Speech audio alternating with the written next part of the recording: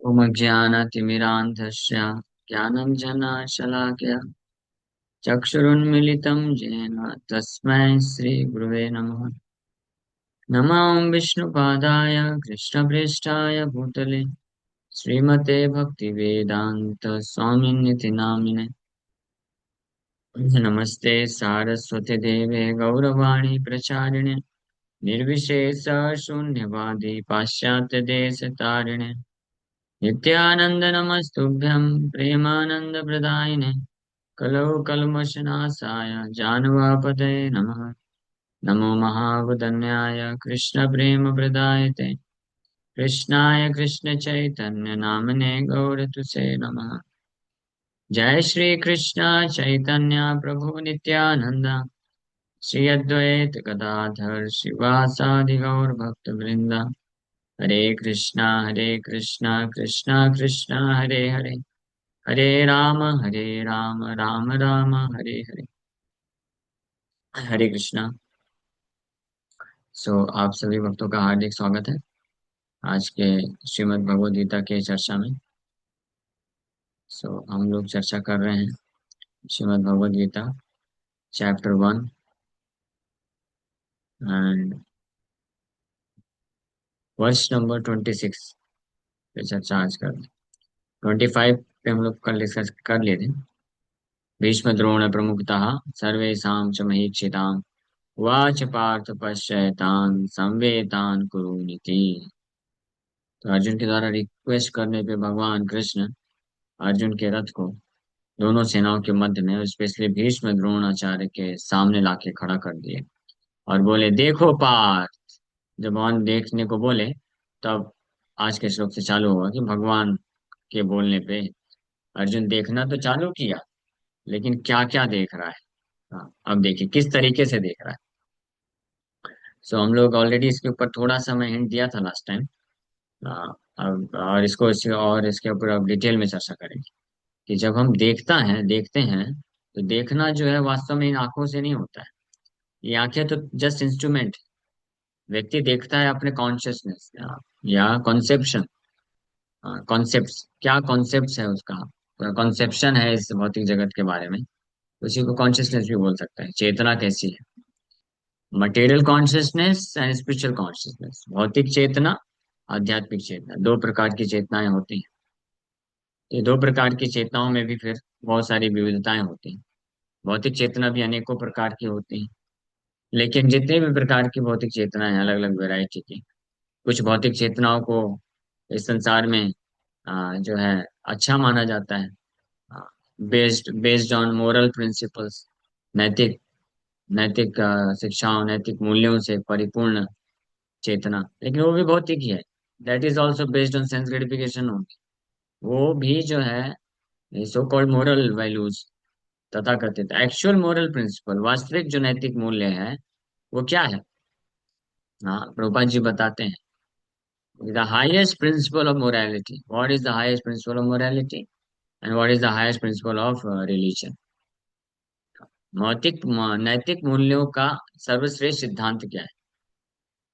आप इसको कोई बता सकता है? नैतिक मूल्य, पहली बात इस पे विचार करना पड़ेगा। नैतिक मूल्य का अर्थ क्या होता है? मोरल वैल्यूज, मोरल प्रिंसिपल्स का अर्थ क्या होता है? और फिर उस बेसिस पे जो है हाईएस्ट प्रिंसिपल फिर मोरालिटी का क्या होता है, क्या होना चाहिए, इस पे आप विचार करें। लास्ट में आप याद दिलाइएगा, पूछूंगा मैं। और इसी प्रकार से रिलीजन, धर्म। धर्म और रिलीजन हालांकि अलग अलग अलग चीजें हैं, एक वस्तु नहीं है, लेकिन रिलीजन के रूप में ट्रांसलेट करते हैं। तो धर्म, तो हाईएस्ट प्रिंसिपल ऑफ रिलीजन, धर्म का सर्वश्रेष्ठ सिद्धांत क्या होता है, उसका क्या अर्थ होता है। And highest principle of morality, नैतिक मूल्यों का सर्वश्रेष्ठ सिद्धांत क्या होता है। ये आपको बताना है विचार करके आखिरी में।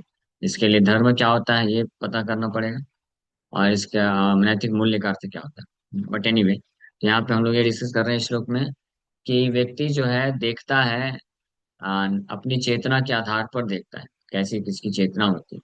तो दो प्रकार की चेतनाएं हो सकती है, भौतिक चेतना, आध्यात्मिक चेतना। आध्यात्मिक चेतना जो होती है, spiritual consciousness, that is real consciousness, वो वास्तविक हमारी चेतना होती है। इसलिए आध्यात्मिक चेतना से युक्त जो व्यक्ति होता है, विच इज रियल कॉन्शियसनेस, वास्तविक चेतना से युक्त जो व्यक्ति होता है, वो जब इस संसार में कुछ देखता है, कुछ करता है, कुछ बोलता है, कहता है, उसके सारे डीलिंग्स, वो क्या होते हैं? वो सत्य होते हैं, परफेक्ट होते हैं। वो सत्य होता है एंड परफेक्ट होता है। और भौतिक चेतना से युक्त जो व्यक्ति इस संसार में देखता है, वो हमेशा मिथ्या होता है, और उसका रिजल्ट क्या होता है? दुखी होता है। और आध्यात्मिक चेतना से युक्त व्यक्ति जब इस संसार में देखता है या कार्य करता है, तो उसको सत्य होता है और उसका रिजल्ट होता है वास्तविक सफलता जीवन में, और वास्तविक आनंद, असली सुख को प्राप्त कर सकता है, असली सुख और शांति को प्राप्त कर सकता है। तो इस श्लोक में हम लोग देखेंगे कि अर्जुन जो है, भगवान अभी अर्जुन भौतिक चेतना में प्रवेश करने वाले हैं। और भौतिक चेतना से युक्त होकर के अर्जुन जो है, अपने सामने उपस्थित सबको देखने जा रहे हैं। और वो भौतिक चेतना का नाम क्या है? अर्जुन जो जिस भौतिक चेतना से देखने वाले हैं, उसका नाम है देहात्म बुद्धि। देहात्म बुद्धि मतलब अपने आप को शरीर से आइडेंटिफाई करना, अपने आप को शरीर समझते हुए देखना, अपने आप को शरीर समझते हुए कार्य करना। और अपने आप को जब कोई शरीर समझता है, तो इस शरीर से संबंधित जो लोग होते हैं, वस्तु होते हैं, स्थान, परिस्थिति होती है, उसको उस दृष्टिकोण से देखते हुए व्यक्ति कार्य करता है। उसको बोलते हैं भौतिक चेतना से युक्त। तो अर्जुन अभी देहात बुद्धि या भौतिक चेतना से युक्त होकर के देख रहे हैं सामने। और इसका रिजल्ट क्या होगा? ये अर्जुन अपने खुद के शब्दों में बोलने वाले हैं, आगे कई श्लोकों में बोलेंगे कि मेरा जो है शरीर कांप रहा है, और त्वचा गर्म हो चुकी है, पसीने छूट रहे हैं, मेरा मन जो है चक्कर खा रहा है, ऐसा लग रहा है कि मैं गिर जाऊंगा। I am unable to stand here, मैं यहाँ पे खड़ा नहीं रह सकता हूँ। इतना ज्यादा अर्जुन को डिप्रेशन आ जाता है, इतना ज्यादा एंग्जाइटी, इतना ज्यादा शोक मग्न हो जाता है अर्जुन। जो एक ही मात्र कारण है, देहात्म बुद्धि, भौतिक चेतना से युक्त होने के कारण। तो ये निष्कर्ष है, इस सेक्शन में निकलेगा। ये श्लोक संख्या 26 से लेकर के 46 नंबर श्लोक तुम्हें हम जो चर्चा करेंगे, और उसमें यही बताया जाएगा कि अर्जुन अब देहात्म बुद्धि या भौतिक चेतना से युक्त होकर के सामने देखने वाले हैं। और उसी के बेसिस पे अर्जुन जो है डिसीजन लेंगे कि युद्ध करना है कि नहीं करना है, कार्य करना है कि नहीं करना है, या कैसे कार्य करना है। और उसका रिजल्ट, परिणाम क्या होने वाला है? परिणाम, एक ही परिणाम हाथ में लगने वाला है अर्जुन के, वो है दुख। हाँ, और एंग्जाइटी, चिंता मग्न, शोक मग्न हो जाना, कंफ्यूजन आ जाना। हाँ, इसको बोलते हैं। तो इससे हमको एक निष्कर्ष निकलता है कि हमारे जीवन में या किसी के भी जीवन में, हाँ, अगर दुख है, चिंता है, शोक है, अगर किसी के भी जीवन में दुख है, चिंता है, शोक है, ऐसा बोलना उचित नहीं है, क्योंकि सबके जीवन में दुख, शोक, चिंता है। इस संसार में हर किसी के जीवन में कुछ न कुछ दुख है, कुछ न कुछ भय है, शोक है, चिंता मग्न है लोग। इसका एकमात्र कारण क्या है? भौतिक चेतना से युक्त रहना। इसका एकमात्र कारण है देहात्म बुद्धि, अपने आप को शरीर समझ करके कार्य करते हैं। इसीलिए ये जो है रूट एनालिसिस हुआ है, भगवान की है। और इसलिए सोल्यूशन जब भगवान अर्जुन को देंगे, तो अर्जुन का जो बाहरी जो अलग अलग कारण बता रहा था, जो प्रॉब्लम है, उस पर भगवान फोकस नहीं करते हैं। भगवान डायरेक्ट फोकस करते हैं उसके रूट पे। देहात्म बुद्धि के कारण अर्जुन जो है, देहात्म बुद्धि के कारण ये सारे सिम्टम्स महसूस कर रहा था, दुख के, दुख के जो लक्षण प्रकट हुए। इसलिए भगवान अर्जुन को दिव्य ज्ञान देकर के देहात्म बुद्धि से बाहर निकाल। तो इसी प्रकार से हमको समझना चाहिए कि हमारे जीवन में भी कभी हमको बहुत ज्यादा दुख की अनुभूति हो रही है, मन बहुत ज्यादा विचलित हो रहा है, शोकाकुल हो रहे हैं, भयभीत हो रहे हैं, तो इसका कारण क्या है? हम देहात्म बुद्धि, भौतिक चेतना में फंस रहे हैं। तो अपने आप को फिर सोल्यूशन क्या है? उस भौतिक चेतना से बाहर निकाल लीजिए, आध्यात्मिक चेतना में युक्त स्थित हो जाइए। आध्यात्मिक चेतना में जैसे स्थित हो जाएंगे, इमीडिएटली आप जो है समस्त जितने भी दुख, शोक, भय उत्पन्न हो रहा है हृदय में, इससे मुक्त हो जाएंगे। ये सिंपल सोल्यूशन है। लेकिन अनफॉर्चुनेटली, दुर्भाग्यवश, जो लोग इस प्रकार से दुखी होते हैं, भयभीत होते हैं, शोकाकुल होते हैं, तो वो इस बात को समझ नहीं पाते। उनको जब सोल्यूशन बताया जाए, आध्यात्मिक चेतना में रह करके कार्य करिए, कृष्णा कॉन्शियस बनिए। आध्यात्मिक चेतना में रह के कार्य करना मतलब कृष्णा कॉन्शियस बनना, कृष्ण भावना भावित बन जाइए, कृष्ण की सेवा में लग जाइए, भगवान कृष्ण के नाम का जप करिए, गीता भागवत पढ़िए। तो वो लोग बोलते हैं कि प्रभु जी कुछ प्रैक्टिकल सोल्यूशन बताइए। भक्तों की भी बात कर, भक्त मतलब वो भक्त जो पूरी तरह से आध्यात्मिक चेतना में भी स्थित नहीं है, जो पूरी तरह से कृष्ण भावना भावित नहीं है। तो कभी कभी भक्त लोग भी प्रश्न पूछते हैं, अपनी समस्याएं बताते हैं। तो उनको जब सोल्यूशन बताया जाए कि आप कृष्ण भावना भावित कैसे होना है, इसके बारे में विचार करिए। आप अगर अपने आप को कृष्ण भावना भावित बना लेंगे, बाय बाय एनी मीन्स, किसी भी तरीके से, और सबसे अच्छा तरीका तो वैसे हरिनाम जप करना है। हरिनाम जप करना, हरे कृष्ण महामंत्र का जप करना, ये सबसे सरल उपाय है, सबसे पावरफुल तरीका है अपने आप को कृष्ण भावना भावित बनाना। कृष्ण भावना भावित बनाने का अर्थ क्या है? कि कृष्ण के प्रति भाव उत्पन्न हो जाए, और कृष्ण के प्रति जो हमारा संबंध है उसमें हम स्थित हो जाएं। कृष्ण के लिए फिर हम कार्य करें, कृष्ण को समर्पण करें, और कृष्ण का अपने आप को समझें। कृष्ण का को के, ये याद रखिए, कृष्ण भावना अमृत का सिंपल फॉर्मूला। कृष्ण का को के, कृष्ण का हूं मैं, कृष्ण के लिए कार्य करना है मेरा, यही तो एकमात्र धर्म है, कर्तव्य है। और कृष्ण को समर्पण करना है सब कुछ, काया मनसा, हाँ, हाँ, और जो भी है, देहा गेहा जो किछु मोरा पुलतुआ पर नंद किशोर, इसको बोलते कृष्ण भावना भावित। तो जो इस प्रकार से कृष्ण भावना भावित हो जाए, यानी जिसके हृदय में कृष्ण का को के वाली चेतना विकसित हो जाए, तो वो फिर भौतिक चेतना से मुक्त हो गया। तो इमीडिएटली सारे दुख शोक भय सब अपने आप खत्म हो जाएंगे, अलग से उसको फिर डिटेल में जाने की जरूरत नहीं है। तो इससे हमको ये भी एक शिक्षा मिलती है इस प्रसंग से, कि जो भक्त लोग काउंसलिंग करते हैं, गुरु का रोल में है या मेंटर है, या किसी भक्त को गाइड करते हैं, उनको उनको जो है उनके भौतिक समस्याओं से मुक्त करना चाहते हैं, दुख से, तनाव से, भय से, तो उनको भी जो व्यक्ति हैं, जो भक्त हैं, तो उनके ज्यादा समस्याओं के डिटेल में नहीं जाना चाहिए। ठीक है, डिटेल में हम सुनते हैं क्योंकि उनको थोड़ा सा क्या बोलते हैं उसको, सांत्वना मिलती है कि हाँ कोई तो है हमारा सुनने वाला, तो इसलिए सुन लेना चाहिए, कोई दिक्कत नहीं। लेकिन ये समझ लीजिए कि केवल जो है किसी भक्त के जीवन में, किसी व्यक्ति के जीवन में जो भौतिक दुख आ रहा है, भय आ रहा है, शोक आ रहा है, तो वो उसका भौतिक रूप से उसके डिटेल में जा करके सुनने से और कुछ भी सोल्यूशन देने से कोई फर्क नहीं पड़ने वाला है।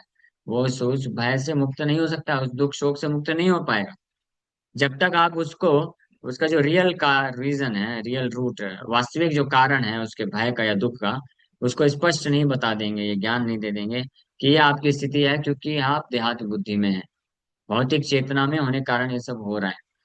और इसलिए उसको फिर सोल्यूशन में कन्विंस करना चाहिए कि आप कृष्ण भावना भावित बनिए।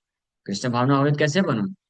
हरिनाम की महिमा बताना चाहिए। हरिनाम जप करने के लिए अगर प्रेरित आप को कर सके किसी को, तो आप उसको वास्तव में सारे दुखों से मुक्त कर देंगे। This is the best solution. अगर कोई भी भक्त, कोई भी व्यक्ति किसी अन्य व्यक्ति को वास्तविक रूप में संसार में मदद करना चाहता है, अपने आप को भी, हम अपने आप को भी वास्तविक रूप में मदद करना चाहते हैं, या अपने से संबंधित जितने भी हमारे सगे संबंधी हैं, उनको वास्तविक रूप में उनका कल्याण हम चाहते हैं, मदद करना चाहते हैं, तो एकमात्र उपाय है कि अपने आप को भी हरिनाम निष्ठ करिए, हरिनाम जप करने के प्रति श्रद्धा बढ़ाइए। और अन्य जितने भी लोग हैं, जो जिनको भी आप कल्याण चाहते हैं कि उनका अच्छा हो, जैसे माँ बाप होते हैं, अपने बच्चों का कल्याण चाहते हैं, और पति पत्नी का कल्याण चाहता है, पति पति का कल्याण चाहते हैं, या बच्चे माँ बाप का कल्याण चाहते हैं, या अन्य सगे संबंधियों का कल्याण चाहते हैं, या जो प्रचारक हैं, जो प्रचार कर रहे हैं कृष्ण भक्ति में, जो सारे जीवात्माओं को अपने भाई बंधु के रूप में देखते हैं, तो सारे जीवात्माओं का कल्याण करना चाहते हैं, तो इन सभी को क्या करना चाहिए? हाँ, लोगों को हरिनाम में जोड़ना चाहिए, हरि कथा में जोड़ना चाहिए, प्रेरित करना चाहिए, हरिनाम के प्रति निष्ठ बनाना चाहिए। यही वास्तविक प्रीचिंग है, यही वास्तविक कल्याणकारी कार्य है। इसलिए भक्ति विनोद ठाकुर बोलते हैं, the success of one's preaching is how much one is able to convince others for taking up the process of chanting Hare Krishna mahamantra. हमारे प्रचार का सफलता यही है, यानी हमारे कल्याणकारी कार्य अगर हम कुछ करना चाहते हैं समाज के लिए, लोगों के लिए, सगे संबंधियों के लिए, तो वास्तविक कल्याणकारी कार्य तभी हो पाएगा जब हम उनको कन्विंस कर सकें कि आप हरिनाम जप करिए। इसीलिए आपने ये भजन सुना होगा, छोटा सा, हरे नाम है केवल। तो इस भजन में यही एक ये आ, आता है, सा गुरु सा पिता चापी, सा गुरु सा पिता चापी। हाँ, ये सा गुरु सा पिता चापी, हरे नाम है वह केवलम। किधर गया? सा गुरु सा पिता चापी, हरे नामैव केवलम। तो इसमें only name of Shri Hari is everything. हाँ। सा गुरु सा पिता चापि, सा माता बांधवो अपि चा, मधुरम। ये बहुत सुंदर भजन है। इसमें मधुरम मधुरेभ्योऽपि मंगलेभ्योऽपि मंगलम, पावनम पावनेभ्योऽपि हरिर्नाम एव केवलम। इसके पता है, इसके हम लोग तो जनरली 8 श्लोक जानते हैं, लेकिन ये जो है कैवल्य शतकम है। इसके 100 श्लोक हैं ये हरे नाम है केवलम के। ये कुछ महीने पहले मुझे मिला, तो मैं बहुत खुश हुआ जान के। इसी में से 8 श्लोक निकाल के ना, ये जो है केवल अष्टकम बनाया गया है। लेकिन ये केवल अष्टकम नहीं है, केवल शतकम है, कैवल्य शतकम बोला जाता है। 100 श्लोक है। हम लोग सुबह 9 बजे की जो क्लास करते हैं, तो उसमें इन एक एक श्लोकों के ऊपर मैं चर्चा कर रहा हूँ। तो जो भक्त आना चाहता आ सकते हैं। तो इस 100 श्लोकों में से एक श्लोक ये आता है। सा गुरु सा पिता चापि, सा माता बान्धवो अपि सा, शिक्षेत चेत् सदा स्मर्तुम् हरेर्नामैव केवलम्।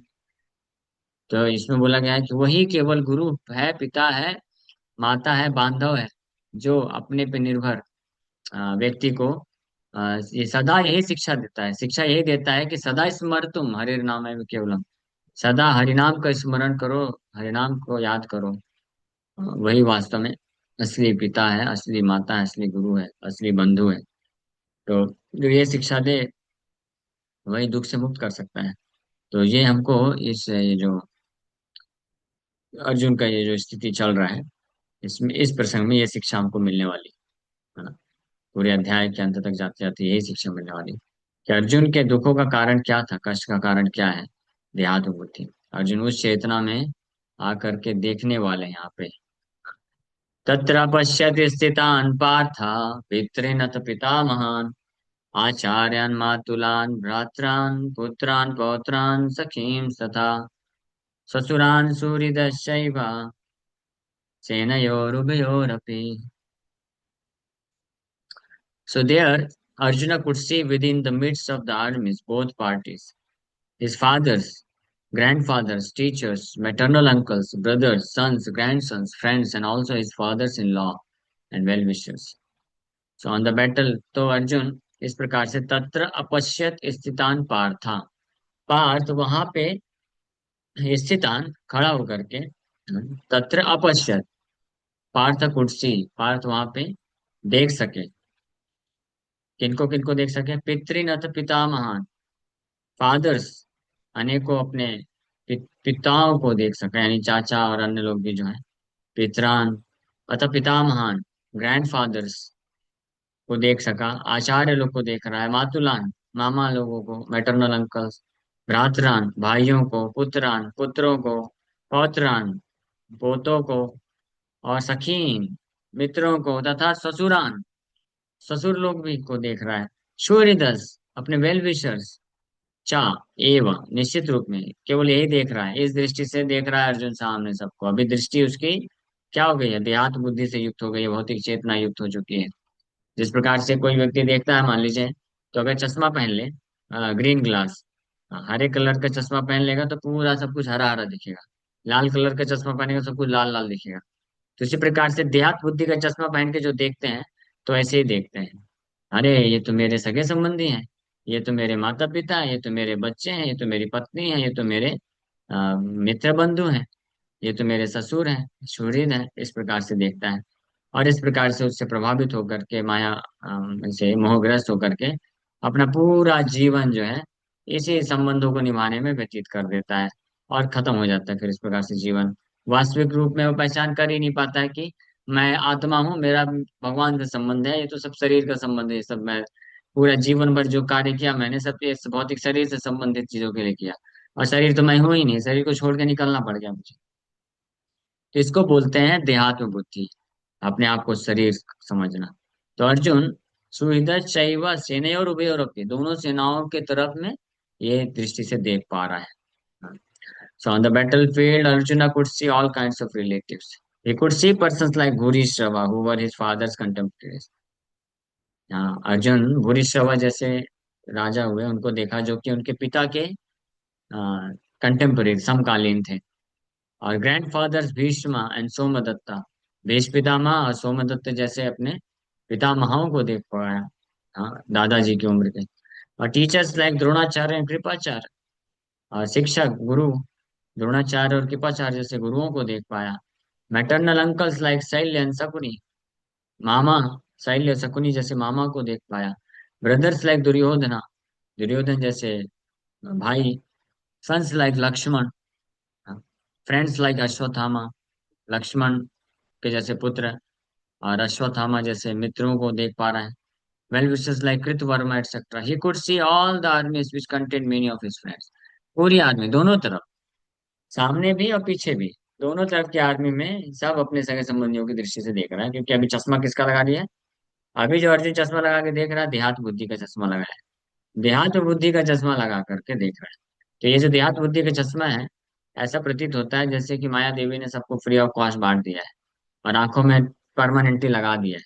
हाँ, निकलता ही नहीं है, कितना भी निकालने की कोशिश करो निकलता ही नहीं। सब इसी चश्मे से देखते रहते हैं संसार में, और इस प्रकार से अपना पूरा जीवन ऐसे ही निकाल देते हैं। देहात बुद्धि के चश्मा लगाने से के कारण ही व्यक्ति संसार में दुख को अनुभव करता है, शोक मोहग्रस्त होता है, भयभीत होता है। तो ये हम लोग आगे कंटिन्यू करेंगे। Okay, thank you very much. Hare Krishna. तो इसमें इसमें एक दो शब्द है, भीष्म पितामह के साथ एक सोमदत्त का नाम आया। तो सोमदत्त का प्रभु जी कुछ वर्णन है, क्योंकि सोमदत्त सोमदत्त मैंने। का वर्णन ऐसा कुछ है नहीं अभी तात्पर्य में। तो ये महाभारत में वर्णन आपको पता चलेगा, महाभारत पढ़ना पड़ेगा उसके लिए। महाभारत में मिल सकता है, मुझे आइडिया नहीं। ओके प्रभु जी, ठीक है प्रभु जी। हरे कृष्ण। और कोई प्रश्न? प्रभु जी आपने कुछ स्टार्टिंग में बोला था कुछ पूछने के लिए। हाँ हाँ हाँ, क्या बोला था? Highest principle of morality, highest principle of religion, नैतिक मूल्यों का सबसे सर्वश्रेष्ठ सिद्धांत क्या है? यानी जो होने से बोल सकते हैं कि यस ये मोरल है, नैतिक मूल्य है। और जो नहीं होने से नैतिक मूल्य कुछ भी नहीं है, भले ही सो कॉल्ड तथा कथित कितना भी मोरल मोरल बात करते रहे, वो सब व्यर्थ है, कोई मतलब का नहीं। और हाईएस्ट प्रिंसिपल ऑफ रिलीजन, सर्वश्रेष्ठ धर्म का सिद्धांत क्या है? जिसके होने से बोल सकते हैं कि कोई व्यक्ति धार्मिक है। अगर वो सिद्धांत मिसिंग है, वो नहीं है, तो कोई कितना भी बाहरी रूप से धार्मिक अनुष्ठान करे, पूजा करे, व्रत करे, सब का कोई अर्थ नहीं है, वास्तव में वो धार्मिक नहीं है। तो ये मैंने पूछा था आप में से, आपको आंसर देना है कि सर्वश्रेष्ठ धर्म का सर्वश्रेष्ठ सिद्धांत क्या है और नैतिक मूल्यों का सर्वश्रेष्ठ सिद्धांत क्या है? कृष्ण प्रेम। हरे कृष्णा कृष्ण प्रभु जी। प्रेम। हरे कृष्ण। धर्म का सिद्धांत तो भगवान ने स्वयं गीता में कह दिया है लास्ट में कि सर्वधर्मान् परित्यज्य माम एकम शरणम व्रज, सबसे बड़ा धर्म सिद्धांत यही है, भगवान ने खुद ही बता दिया है। यस, सही बात है। तो गीता में भगवान खुद बताए, सर्वश्रेष्ठ धर्म का सिद्धांत है भगवान को पूर्ण रूप से समर्पण कर देना, बाकी सारे धर्मों को त्याग देना। That is the highest principle of religion. सर्वधर्मान परित्यज्य माम एकम शरणम व्रज, एकमात्र मेरा शरण ले लो, ये धर्म सर्वश्रेष्ठ धर्म है। ये है तो व्यक्ति पूरी तरीके से धार्मिक है। और अगर ये मिसिंग है, तो बाकी कितने भी धर्म सब कुछ कर लिया, कोई मतलब का नहीं। हाँ, जैसे उसी प्रकार से जैसे कोई वृक्ष है, तो सारे फल फूल पत्ते में पानी डाल दिया, लेकिन जड़ में पानी नहीं डाला तो कोई मतलब नहीं। लेकिन अगर जड़ में पानी डाल दिया तो सारे फल फूल वृक्ष को मिल जाएगा अपने आप। तो इसको बोलते हैं धर्म का सर्वश्रेष्ठ सिद्धांत। तो इसके पीछे रीजन भी है।